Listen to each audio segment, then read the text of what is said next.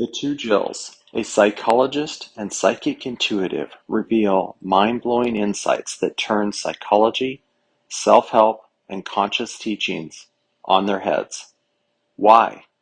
Because they work. Real help, sincere growth is here. Welcome to Psyched. Hello, Jill. Hey, Jill. Good to see you. Oh, it's so good to see you too. I love our Mondays. I do too. So we have teed up today to talk about success. Mm-hmm. And if I remember correctly, this came to both of us based on a previous conversation that we'd had about changes and really trusting ourselves and just kind of feeling a flow in our life and maybe what we're looking for. And some of us are very success oriented. I know there's success metrics that other people can impose on us. And then there's internal success metrics that we may be more guided by. Where do you feel like we should start off today? There's a lot to talk about, and I'm excited for this conversation. I know it's a biggie. It really is a biggie. And I think, because we were talking about F is for feedback last week, it's almost like S is for success too, because I do feel that there's a healthy version, but there's a very unhealthy version here. And I think that I would like to talk about the distinctions between those two and how we treat ourselves and even motivate ourselves in that really slippery slope from I want to be motivated, but I don't want to be self-abusive. And I don't want to be chasing a ghost. And what I mean by that are the young adults that I know in my sphere and in my clientele even, and the adult children or young adult children of my clients. There is this sense of, I want to make you proud, or I want to make those that believe in me, teachers, authority figures, I want to make all of you feel like you did a good job with me. I want to show you that I did a good job. So that can be what I would call chasing a ghost, because the brain has really, really loose, phantomy kinds of ideas about how to do that, what that would look like. And I would say to the brain, even if you did all these amazing things that you were proud of, you may not get the kind of feedback from some of those individuals. So I just feel a relief almost even talking about this and letting the brain be more aware of what are we really aiming towards and why? And what happens if we don't get it? I know you and I have talked about this as parents of young adults, Jill, that the things we say to our kids, and I feel like we're on the right track here, is you are a success in my eyes by the person you are, not by what you do or whether you go to college or not go to college, what you graduate in, where you graduate from. Those things are outcomes of you being you, and I'm not going to judge you on those. But I want you to feel like an authentic person, your authentic you. And to me, we can't lose. We will always be a success if we're being true to ourselves. And that's one of the unhealthy, you're bringing up a healthy version of what can become unhealthy, is that when success defines us, when it becomes, I have to do this because it's my identity. And so many podcasts are coming to mind, right? The Ideal podcast is another one where we set up these ideals. And the way the brain works with these ideals is it sets something out there, but it doesn't actually give you the steps to get there. And that is one of the things that I would say in terms of the way you put together your success package. You want it to be not a pie in the sky. You do want to see a path, and don't get too far ahead of yourself. Right? Success is incremental. It should be treated in increments. It should be chosen in increments. And that's not what the brain does. The brain goes for the ideal. And this could be very deflating for a lot of us because we want to be, we want to be wealthy is a measure of success, right? And we don't have the means to get there. We don't even know where to begin. So many people's versions of success could actually be keeping them unsuccessful. My head keeps going to this idea that success isn't a destination, but it's almost like the brain wants it to be, because the brain wants it to feel like something you arrived to, like we've arrived in Paris. And what I know from my clients and my friend groups that are highly successful individuals, there's this deflated sense of it. Oh.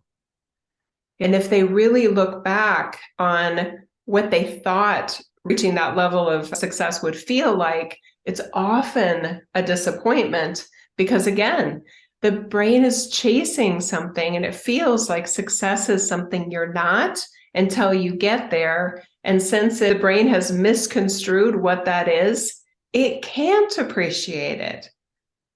Well, it can't It's get all a there. false construct to be. That's not something to get to. So the brain is like, well, this isn't how I thought it would feel. Yeah, because the brain was wrong. Well, it's the brain is seeking anything. It's not what you choose to seek that's the problem, whether it's happiness or success, fame, fortune. It's not what you're seeking. It's that your brain is in seeking mode. We think when we arrive, the brain will arrive. The brain never arrives. Seeking mode will always be seeking mode. It can't find. I think it's what I hear you say. It's a program that is seeking. It doesn't have an end point. So we're waiting for our brains to turn off and say we've arrived, and it's just not what it's going to do. And the problem is, as you've defined, is that we have been optimistic that we were going to get off this ride, or that we were going to get somewhere. Not with that program alive. No. While that's running, you will always be not content and not there. It's just a program. Beautiful. I'm loving what you're saying here, because the brain that seeks cannot be the same usage of the brain that says, we did it. It can't find it. It can only seek. So then when it thinks it's found it, it's almost like it short circuits or says, yep, not there yet. We got to keep going. I've seen a different strategy work really well to reorient or maybe retrain the brain to appreciate one's life and appreciate one's success. And one strategy I've seen work is allowing more a sense of meaning and purpose. It's almost like despite the success. The success is something else that's happening in your life, and it's a part of your life, but it isn't probably why you did it. It isn't your source of meaning or your sense of value and what you enjoy and who and what you are. I don't know any successful people that are like, yes, I enjoy myself because I'm a successful person. What I actually see is they enjoy themselves because they know what it feels like to be good at something. That's different. That's very different. What you're talking about is somebody who's already gotten out of the program, right? I'm hoping people get out of the program. Yes, that's exactly. So we said it, but I want to pinpoint it again. When your brain is in seeking mode and you arrive at what you thought you were seeking, and that was going to be your end point, you had said earlier, you get there and it's like, wah, wah. And the reason it's a wah-wah is because the brain has, and we've talked about it in other episodes, this 1-2 punch. It's got a fail-safe. If you try to turn off a program, it doesn't go quietly. So when you get to your point and you get the wah-wah, what happens? You're like, well, this wasn't it. It must be something else. And you kick back into the seeking mode. That wah-wah is the backstop to keep you in the program. All programs have that backstop. That's why they're so hard to get out of. So if any of you is in seeking mode and you're getting to what you've tried to achieve. You got to watch the wah-wah because it's going to tell you this isn't it. This isn't enough. And it's going to make it very anticlimactic. That's not because it is anticlimactic, but it's because your brain was running in a direction and it wants to continue running in that direction. It's up to you now to, what I say, claim your gains. And I think this is what you're talking about, Jill, right? Claim your gains is that I am here and that's great. And it's not everything, which is true. And there's so much more. Because when you're on a seeking mode, the brain really has you like a dog with a bone. There isn't anything else. This is the be all end all. You become very linear and singularly focused, and you do miss all the other places that you are just naturally a success by being the human that you are. And so to follow that up, my strategy, the happiest day of my life was when I totally gave up trying to be successful. I thought in my mind, why do I feel so unsuccessful? What are the parameters that I have set up? I have set up that I'm measuring myself against. And it really was very clear to me that I was choosing parameters, and then I was judging myself against the parameters that I chose. That's what the brain does. It's like double dipping. That is really messed up. So I could either continue to abuse myself and be deflated with who I am or where I was, whatever those ancillary things are, and keep my metrics, or I could get rid of the metrics.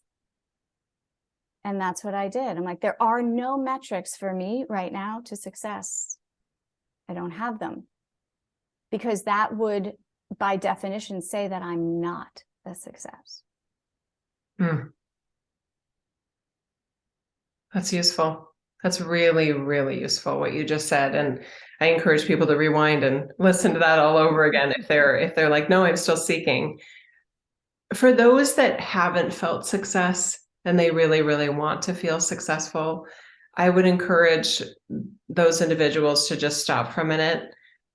Who's somebody that you do admire and respect, and what have they praised you for?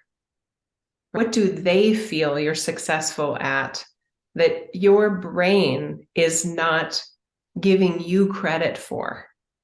Because it's very possible that you actually are a very successful person at things that your brain and your value system, directly related to what you were just talking about, Jill, isn't measuring. Yeah. But somebody else that hopefully loves you and cares about you, it's not that they're measuring it, they're noticing it. It's easily observable. And I know now the success metrics are going to get maybe a little too intangible for some people. They want financial success. They may want very tangible, maybe even superficial things, which I'm not opposed to. I just don't encourage anyone to look at those as sources of happiness. And we talked about this in another episode. Happy people are happy no matter how much money they have. Unhappy or miserable people are unhappy no matter how much money they have or how successful they are. I'll add how successful they are to both of those too. Their happiness, their joy isn't based on success, or isn't based on tangible things or intangible things. It just is. They're just in a state of happiness. And again, those other episodes I think will be so key there. But to somebody that really feels like, I've never really made it, I've tried all these different things. Maybe they're in their 50s and they've tried this entrepreneur, they did this franchise and that franchise, and nothing seems to work out. Maybe you've just tried the wrong things. Maybe you're trying to put yourself in a mold that just really isn't you. Maybe you're not a savvy business person, but you really wish you were. Maybe you really wanted to be, the front person of some major project, but you're actually more naturally suited to back office kind of stuff. There's a lot of ways that the brain can deceive us, really, truly self-deception and self-sabotaging manner of, no, that's not good enough. How can I feel successful if I'm the back office to somebody else that's getting all the glory? How can I be a no name? How can I be one credit on a movie where everybody's already left the movie? That's not good enough. Well, you're basing your happiness on something that you haven't had yet. And what if you never get that kind of success? Are you aware of how your patterning of your brain continuously puts you at a less than successful, even failure mentality? Are you really okay with that? Because you have choices. Precisely. And people want direction, right? If you're somebody who's tried a million things, and I consider myself the jack of all trades, master at none. And that used to really upset me because I would always reach a threshold and I'm like, why can't I bring this thing over the finish line? And I started to look back at myself and I started to see I'm an ideas person. I just plant stuff. I am not the executor. I'm actually not. And so when I started to see where my strength was, I hand off the football. I don't get the glory. Somebody else runs with that football. But I'm good with that because I do see what I am good at. I plant the seeds, I don't reap the crops. That's not my thing. And there's a comfort in that. There's so much comfort for me because I was not a good executor. I am all ideas, I call it inspirational ADD. I don't have the detail orientation that's required for things to come to fruition. And frankly, I don't actually even like that part. This is so big. I look at it as almost like an archetype. What is our archetype? You and I talked in another episode about how similar we are, that we love to solve problems and we love big ideas. But if somebody said, okay, write me up the 10-step plan to do that, I'm just going to go, oh no, I don't want to do that. I just wanted to come up with a big idea. And when I now realize even more in the years of my Jill, is that there are some people that they rack their brains with, I don't know what we should be shooting for. I don't know what the big idea is, but I can definitely draw up a 10-step plan if you tell me what we're going for. So we all play a role. And I want us all to feel successful at how we are naturally designed and how we are wired and what was super easy for us that other people appreciate. I would love for people to feel more successful in that. I have an example I want to share. There's a client that he is a restaurateur, young guy, and I've known this from other restaurateurs that I know. Some restaurateurs love to create the whole vibe and they help build it and create it. They maybe run it for 1 or 2 years, if that, and then they're done. They're on to another one. Mm-hmm. So some people were like, well, why did it close? Because what they love is over. That's not every restaurateur. Some are like, yeah, let me buy that one from you. You already did all the hard stuff I can't do. Now I'll run it. Now I'll run your vision. Woohoo, right? Perfect. There's the people that design the bus, and there's the people that drive the bus. That is a great example. And when I think about myself, I'm much more entrepreneurial. I couldn't work for somebody. That was not my thing. That's actually why I went into psychology, because I wanted to work for myself. I didn't want to have a boss. And it took me a long time to appreciate these aspects of myself. And it only started when I threw away my original metrics for success. You can't just put ice cream on shit right now. You have to know what your metrics are. And you have to consciously start to get rid of them. You were saying, oh, there are people, maybe you're just trying the wrong things. Your mindset has to shift before you go back out and start trying more things that don't seem like the things you've tried before. There has to be a fundamental shift first, because in your mind, in the mind of the person that does that, and it was frankly my mind, I was stabbing at all these things, but I was still looking for the same things. And that was really what the problem was. I hadn't shifted first. And I am much better than I thought I was. I'm in much better shape than I thought I was. I am not the failure that I've been owning for many, many, many years. That could be a very long-standing thing for many of us if we haven't revisited our metrics of success that we chose to basically destroy ourselves with.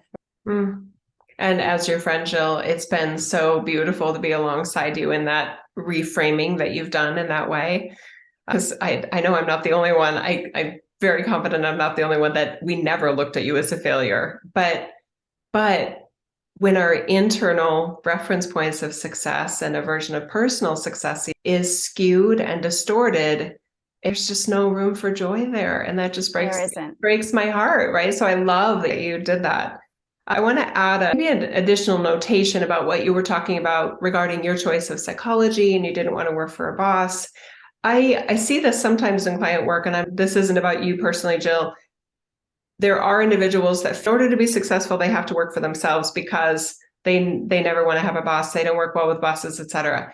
And I just want to offer that I have seen really, really great success in individuals when instead because I've helped many clients reframe this idea that maybe the problem isn't the boss, it's the environment. I've had amazing bosses, and I am very much a self-starter kind of individual. And I don't want a hovering boss that's going to be like, oh, did you get to that yet? Let me see what you're working on. You know, micromanager.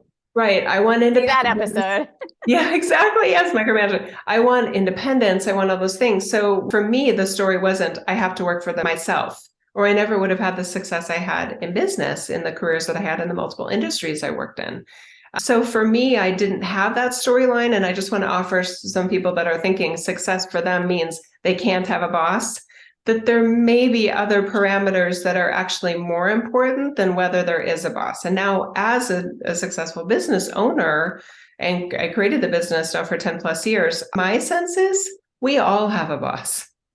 One is one that signs your paycheck, and one is one that hires you, right? Or if you're an influencer type person, one is somebody that keeps following you so that you can get the bank and the bucks for the ad revenue that you're earning. I feel like we're all accountable to someone. So I feel like there's a lot of self-deception that can happen in those frameworks. I just don't want anyone to feel limited financially or success-wise by some storylines that can really turn them off to things that they may be actually great at.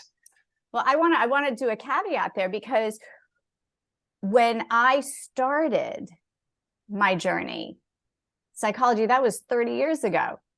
So at that point, I could not have a boss. When I worked with bosses, they were idiots to me.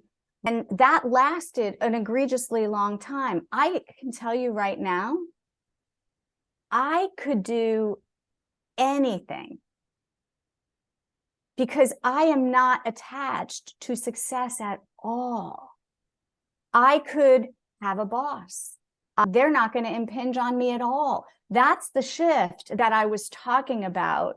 That has to happen before you go back out there and try your hat. I could get a job scooping ice cream right now and feel like the conversations that I have with people, I would feel like a success. Like there's nothing that I could do. There's no job beneath me. There's no perfect, Jill. There's nothing. I don't even, I mean, in my impression of what you just said and what I was trying to convey, and maybe I didn't do a good job at it, I don't feel like what you just said is a caveat. It's an amplifier to what I was just trying to say. Yeah. The idea that this episode could save someone 30 years. We may have saved some people a lot of kind of banging against the wall kind of moments or frustration. Yeah. The other example I want to give is success in relationships. And relationships has been a theme in other episodes, but I think of individuals that are maybe more emotionally immature and they keep like, oh, this one didn't work, you know, this wife or this husband didn't work, I guess I'll have to try again. This speaks directly to the pattern that you were just talking about. If the pattern is lust, sexual chemistry, excitement, honeymoon, and then decline, that's a pattern, that's a wah-wah, right? It's a beautiful term. So that's a pattern of, oh, wait, am I doing this again?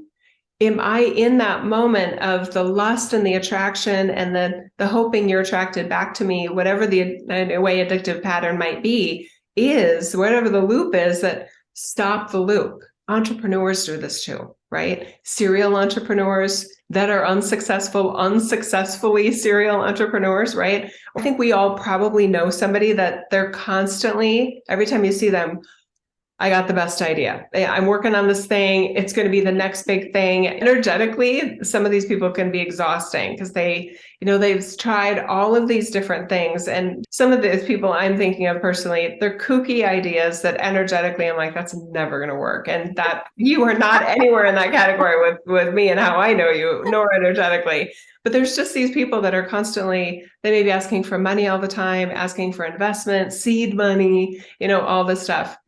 That would be so great, and it may never happen, that those individuals stop and go, wait a minute, is this the pattern that's never led to success?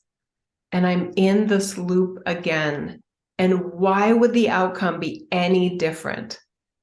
Because in some instances with these individuals, their picker is bad. They couldn't identify the next best thing if their life depended on it. So that is not their gift. That is not their ingredients of success. What is? I don't know. They haven't. That person has to go work for someone, but they have a mindset that they can't. So shifts are required here. Whenever we're working with brain programming, it's so insidious. It's not easy if you're not practiced at it to catch yourself within a program. Everything seems logical. The brain cues it up that way so that you don't see it working. The brain's stealth is by design. Makes it think that everything that's going wrong is either you or somebody else in your orbit that's creating it. The brain does not turn the light back on itself and say, wait a minute, maybe all my metrics and the things that I think are driving this person insane. The brain's not going to raise its hand and say, no, you're fine. It's me. I'm doing it.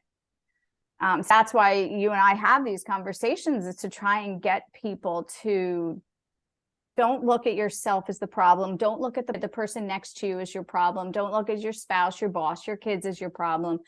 Just look at your brain for a little bit. What program are you running? I want to decode that a little bit for people that may not know what we're talking about. Yes. To me, that is, what is your brain telling you is true? And what are your fundamental underlying systems of belief related to that thought? So if the brain is saying, this is a great idea, and the belief is all good ideas are successful, no, they're not. There's a whole bunch of amazing ideas that are very unsuccessful that people claim bankruptcy over. A good idea and success are not intrinsically tied. I wish they were, but that's not the way this world works. So there's a deceptive belief system underneath the thought. And then, of course, another thought related to success, and we covered this in other episodes, is the idea that, well, my success is all up to me. No, it isn't. There's a whole bunch of factors working around success, some of them fair, some of them very unfair. The whole idea that most of the successful CEOs are over 6 feet and white male, that's not fair, but it is the way it is. Right? When you unpack that, what we're really saying is the metrics for your success have to change. Just because there are demographics in a lot of these things, that they don't limit your success. No. Nothing limits your success. That's what we're trying to get across here. And so let's just look at a different layer of where people could be on their journey or relationship with success. And that is, some people have a good vision. They have good ideas. They're pretty solid in themselves. Things are not out of control, and there's not a codependency there that I'm not going to be okay unless this happens. But they don't do increments well. They don't know how to set up goals in order to reach where it is they want to get. So they have A and they have Z, and they don't have the in between. I see this all the time. Very unrealistic, dysfunctional goal setting. And one of the things that I can say about goal setting that I see most often is that people don't set up a plan that is within their scope of operation. Authority, responsibility. They don't have control Yes. over all the variables, so their success is out of Correct. their hands. And goals can only be modulated and accomplished by you. They can't rely on anybody or anything else happening.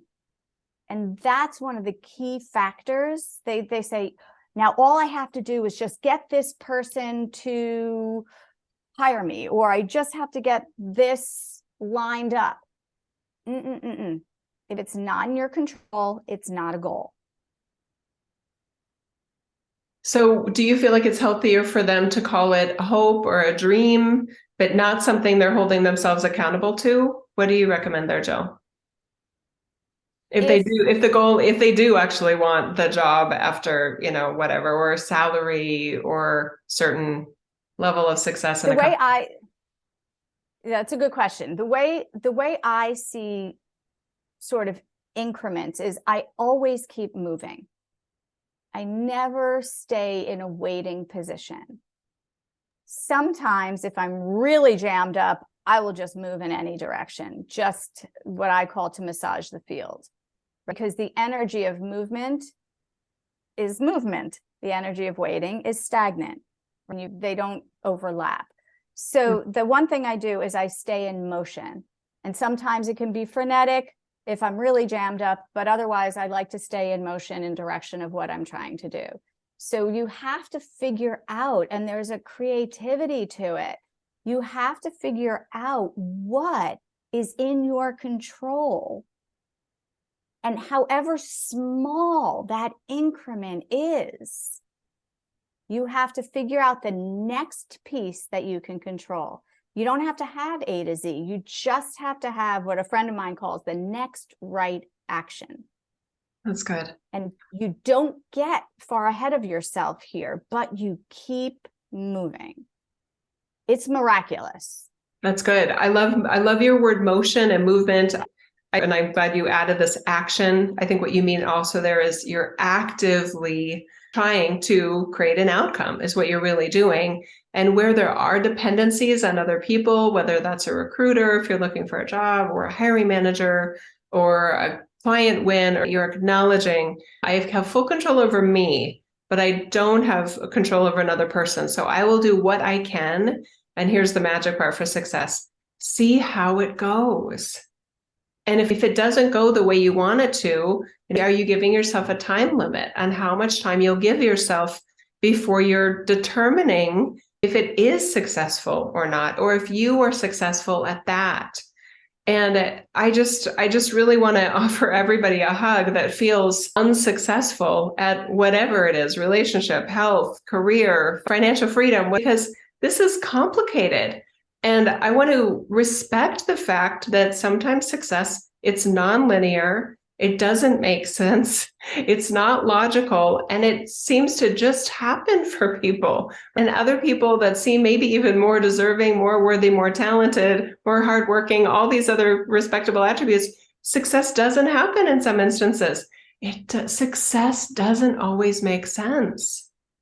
So I feel like that's why, Jill, you and I are talking about have some element of pride and self-love and self-accomplishment and worth and value that's not based on some of these things that are so incredibly complicated and may not feel like a part of your, even, I don't believe in destiny, but if somebody does feel like this, it's just my destiny to be a failure, it's my destiny to be a success.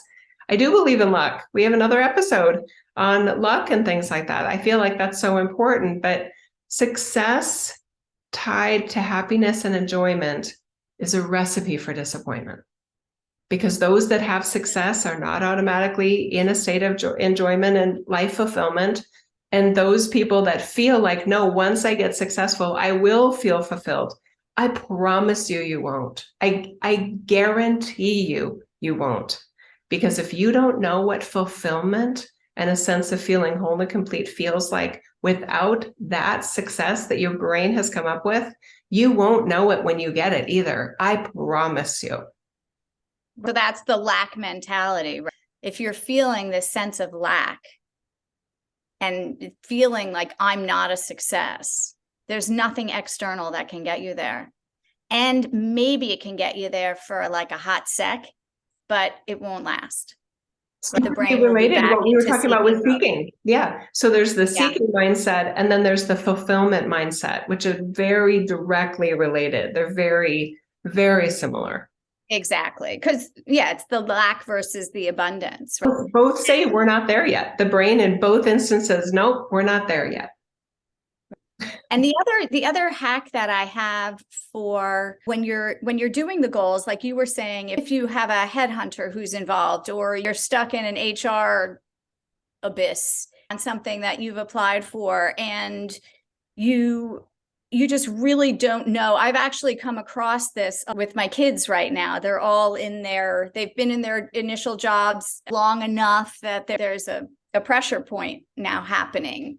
And to a man, they have talked about waiting for the spot to open up, waiting for the promotion, waiting for HR to get back and figure out what the plan is. And for all of them, they started out okay with it. And then the time just started to erode them.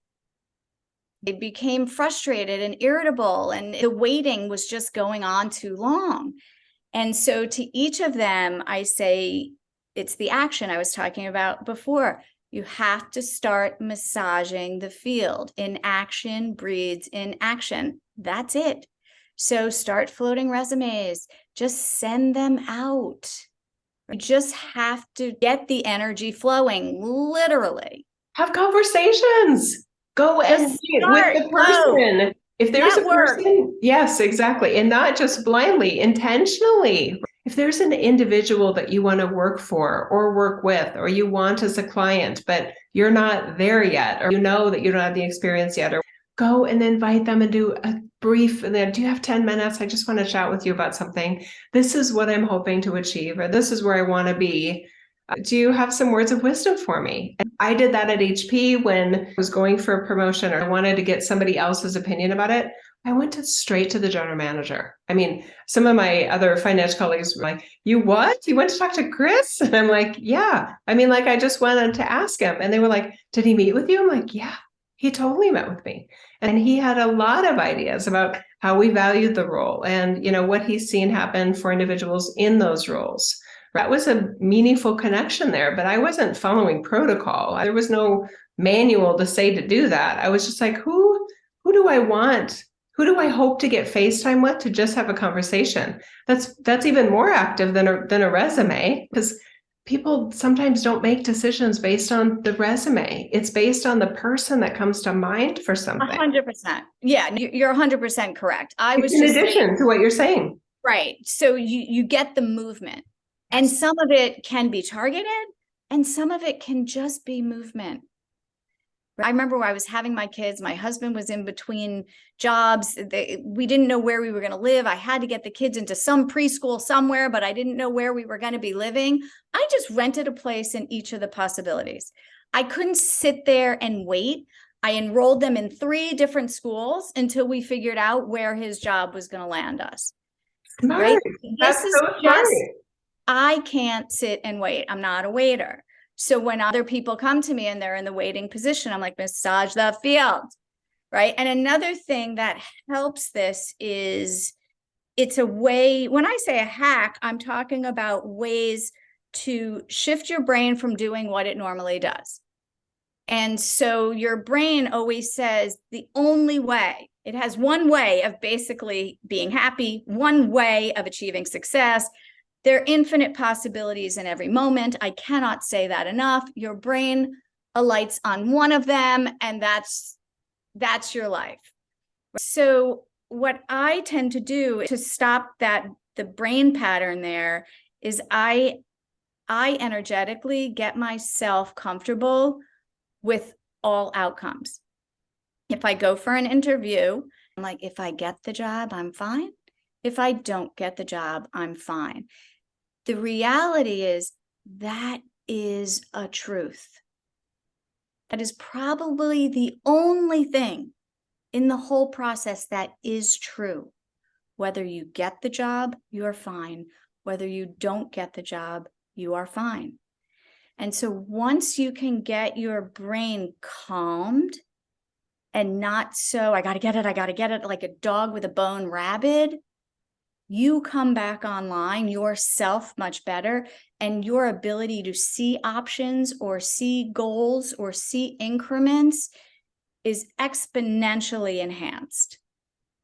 But if you're only seeing one thing and that becomes everything to you, you are not your best self. You also look more successful, right? It doesn't, I mean, that would be a great exercise Energetic, to yeah. consider too, right? To you, like reflect upon, what does success come across as and look like to you? And are you that? Because like you were saying, Jill, that version of you doesn't show up when you get success. That range of you is what makes you a success. So I am concerned. I'm going to be totally honest here. I am concerned about the prevalence of anxiety and panic attacks and all these things, because that, in my linear brain, and I'm not saying I'm not compassionate towards it, but in my linear brain, that does not speak to success. Could somebody be successful if they have a mild case or a manageable situation of panic and anxiety? Yeah. But if I'm interviewing somebody, or if I'm looking to hire somebody, I'm, have contractors to do improvements on the house. If somebody's all like, well, I couldn't get here, I'm sorry, I'm late, I had a panic attack, and I'm not hiring you. That to me is not professional. It's not successful. And it's somebody that needs help and needs therapy. And that's not why I'm hiring them. So that might be a motivator. I don't want it to freak people out, but just really a self-awareness of, if success feels like it's eluding you, what within your sphere, how you use your brain.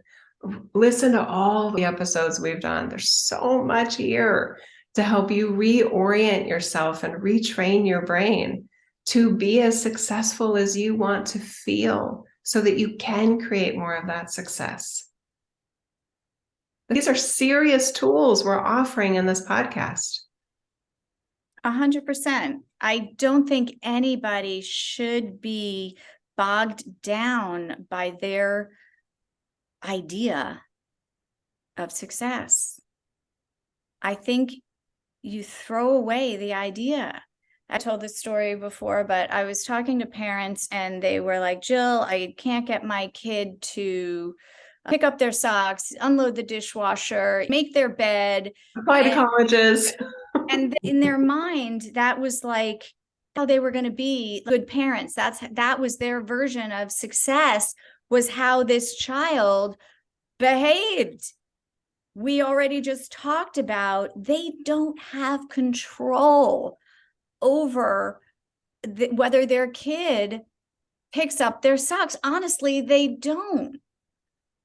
So their version of success as parents was fundamentally flawed at the outset.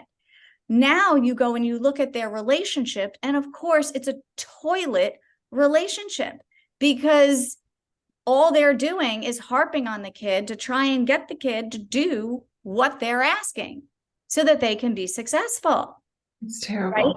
But at the end of the day, what I said to them was, you can throw out your metrics of success, or you can throw away your kid. But you can't have both. And you have to decide. And so in the cases that we're talking about a lot right now is, you can keep your metrics or you can keep yourself. But you can't have both. Your example is so great. The idea that a child's management of their room and their clothing, dirty clothing, is an indicator of their life success is ridiculous to me. Some of the most successful people I know, they barely graduated from high school. And some of them didn't even go to college. Right? There's just so many ways to do life. There's so many ways to do this. And yeah, as parents, just the whole obsession of we're always looking for these clues of how they're going to be as an adult. And we're all, think of how much think of how much individually, if somebody that's been doing that, how much have you changed since you were 20 to now, right? Yeah, you may have changed, but your ideas haven't, right? Maybe they have, though. For some people, they may have. That's what I want to point out, is that we're capable of great change. Some people get stuck in their life. My guess is that a lot of people that are loving this podcast, because so many do, there's a growing number that do, they're not the type that are stuck in the same thought patterns. They're really moving and shaking and flowing and considering and pondering all these great things, right? So to that audience that I think is our core audience, they're probably like, oh my God, this is so freeing. This is so liberating. That maybe something I've been trying to be successful at isn't even me. And I have to speak to the individuals that just get bored with things in their lives. I remember a childhood friend of mine, she would describe how her mom, and when I met her mom owned a house cleaning business. So she had people that cleaned houses report to her. And, that was like, oh, that's so cool that Molly's mom owns her own business. And then over time, I realized, oh, she was a flight attendant at one time too. Oh, she was a travel agent at another era of herself. And the mom was only in her 30s. So she had done all these things. And then I think later on, she became a speech pathologist. And I think she still does that. But it's not that she was bad at any of those things that she had a career in. She just was like, oh, yeah, I can do this too. Oh, yeah, I'm not interested in this anymore. So for some individuals that may come across by societal standards as flaky, it's so important. If you have been successful at almost all the things that you've done and worked hard at, and like, oh, I'm good at that too. You don't have to stay with it just because you're good at it. You might be good at other things too. But I don't recommend people try to force fit success in something they're not good at.